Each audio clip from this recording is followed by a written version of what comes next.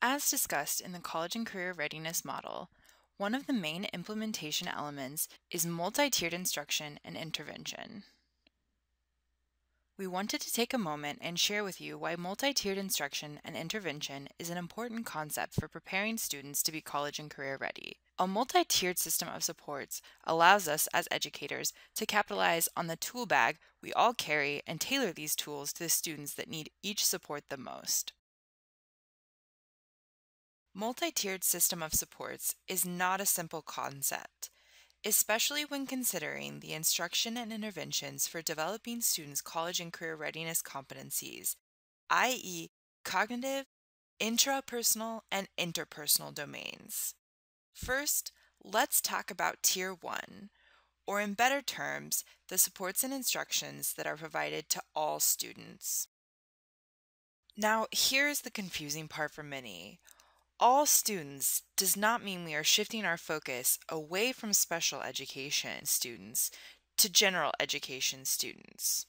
Rather, we want to make sure that all students, including students with an IEP, whether receiving instruction in a self-contained or general education setting, will receive what they need to successfully transition to adult life, i.e., be lifelong learners, career equipped, and socially and emotionally engaged. Consider all the students that your school supports that have IEPs. Think about the percentage of students that have significant disabilities and where and how they are supported. Then consider students with learning disabilities or ADHD, likely your largest group of students with disabilities. Where and how are they supported? It is likely that this large group of students is supported primarily in the general education classroom. For example, in order to support all students with IEPs in building interpersonal skills such as self-reflection, tenacity, and self-monitoring, instruction would need to be provided beyond the individualized and small group setting to reach all students with disabilities. To reach students that are fully included, instruction would need to be offered within and as part of the course content. So what is an example of a Tier 1 support? One example would be all ninth graders completing a career interest profile and researching 3 potential career paths of interest. Another example would be a futures fair, where all 11th graders tried to pay monthly expenses based on the entry-level salary in their chosen career. Local businesses sold cell phone plans, financed cars, and provided housing to rent or buy. Students quickly learned that money must be spent frugally and needs must be addressed before luxuries. Every 11th grader participated. Finally, another example would be all math classes required students with and without IEPs to graph their own performance on each unit test and reflect on study habits that supported or hindered their performance.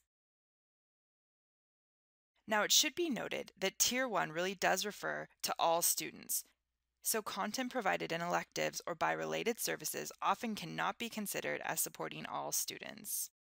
For example, a unit on writing a resume and cover letter in 10th grade language arts offered by only one of the 4 10th grade language arts teachers. This support is not Tier 1, but would be if it was offered by all 10th grade language arts teachers. Another non-example would be a lesson on post-secondary goal setting provided by the school guidance counselor. It could be a Tier 1 support, but once again, it must be provided to all students. Now you might be thinking, I get the idea, but students with disabilities are often excluded from these experiences. This is an immediate issue that should be addressed. Why would any student be excluded from essential learning in high school? What accommodations or modifications could enable all students to participate in and benefit from the experiences? How can the Tier 1 support incorporate universal design principles to make the learning accessible to all students? We intentionally use the term all students and not the core curriculum when describing Tier 1. While the core curriculum is considered a Tier 1 support, Tier 1 supports are not limited to the core curriculum, and more intensive support, Tiers 2 and 3, can be provided within the general education core classroom. Also, if some students are excluded from the core curriculum, then educators must figure out how to provide Tier 1 supports to these students, either by including them in the general education classroom or aligning supports that are provided in less inclusive environments with the core content. If you are a special educator, you may feel like you have no influence over what happens in the general education classroom. But it's important to note that when we provide supports in Tier 1, we support students with disabilities. Additionally, the supports benefit all students in the classroom, not just those with a disability. As we support students to be college and career ready, students both with and without disabilities gain competencies in cognition, intrapersonal, and interpersonal domains. Now let's move on to Tier 2. This level represents supplemental instruction for students that are not able to be successful or master the content through Tier 1 support only. The key to this level is supplemental. You don't take a vitamin supplement in place of eating dinner. You take the supplement in addition to eating dinner. Now, if you eat a healthy dinner, you're less likely to require a vitamin supplement. This holds true in education. If you have a strong Tier 1 system of supports, students are less likely to require supplemental instruction. Tier 2 is comprised of the Tier 1 supports plus timely, targeted instruction for students needing additional instructional supports. So what is a Tier 2 supplemental support? The primary question to ask here is, how do you support students that don't master the skills through Tier 1 supports? Here are a few examples of Tier 2 supports. An elective course on financial literacy provides more intensive instruction for students that could not master money management through the Tier 1 experiences. In the 10th grade language arts course, if some students were not proficient at writing a cover letter, supplemental instruction is provided, while those that demonstrated proficiency complete enrichment activities, such as interviewing employers about the characteristics they look for in a resume and cover letter. In this example, the tier support is provided in the general education core classroom. The same supplemental instruction on writing a cover letter could be provided during a seminar period or small group tutoring after school. In this example, the Tier 2 supports is provided outside the general education core classroom. To summarize, in Tier 2, students that are struggling to make progress with Tier 1 supports and instruction alone are provided with additional supports targeting specific areas of need. Often, this supplemental instruction is provided in small groups, often in the general education classroom.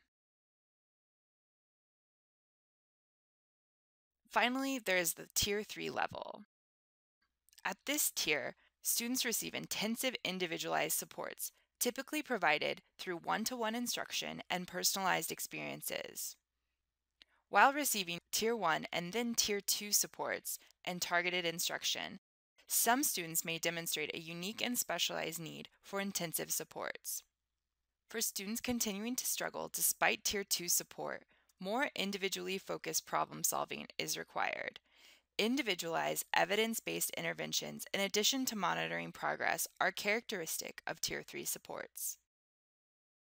Have you noticed that I haven't mentioned a tier for students with disabilities yet? Well, Tier 3 is not it. Students with disabilities, like all students, should be provided with supports based on their level of need. Not all students with disabilities require Tier 2 or Tier 3 support, and few, if any, students require Tier 3 support in all college and career readiness areas. For example, consider a student with a learning disability in reading. He needs Tier 1 supports provided in the general education language arts course, but he may also need supplemental instruction in reading provided through an elective course such as Read 180. He may even need intensive, individualized Tier 3 reading support designed to meet his specific reading challenges. But when it comes to financial literacy, this student may master the competencies through Tier 1 support only. Hopefully, you now have an understanding of the concept of a multi-tiered system of supports. To summarize, as students demonstrate differing responsiveness to the instruction in cognitive, intrapersonal, and interpersonal competencies, and consequently exhibit differing levels of need, the intensity of supports increases or decreases. Student movement between tiers of support should be seamless, with decisions regarding levels of needed supports based upon data.